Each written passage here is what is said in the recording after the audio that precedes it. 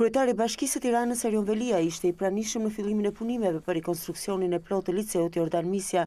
Gjatë inspektimit kryebashkiaku tha se kjo është një nga shkollat më të rëndësishme të Tiranës dhe megjithatë aty nuk është investuar prej vitesh. Për një shkollë ku për vite të tëra kanë votuar dhe kanë marrë vendimet për vendin gjithë udhëheqësit, na bën gjithë me turp që kanë ngelur në këtë situatë dhe jo vetëm që kjo shkollë nuk ka kapacitetin e nevojshme, po duhet mbaj dhe kapacitetin e shkollës Kosova, një shkollë e djegur për të bërë pallat. Kryetari i Bashkisë bëri të ditur se për shkollat e Jordan Misja dhe Kosova janë marrë dy vendime të rëndësishme: rikonstruksioni plot i liceut dhe shpronësimi të terenit përballë shkollës Kosova, në mënyrë që siç u shpreh ai, askush mos djeg shkolla për të ndërtuar pallate. Do të jetë një nga shkollat më të bukura në Shqipëri.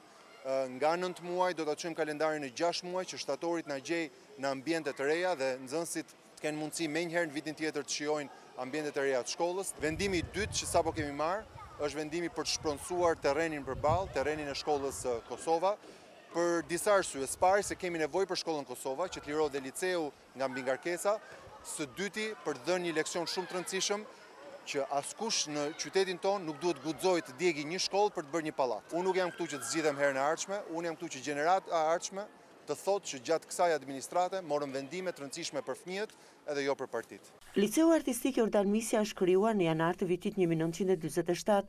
Aktualisht janë mbi 900 nxënës të profilizuar në degët e arteve figurative dhe muzikore. Vlera për rikonstruksionin e objektit është rreth 83 milion lekë.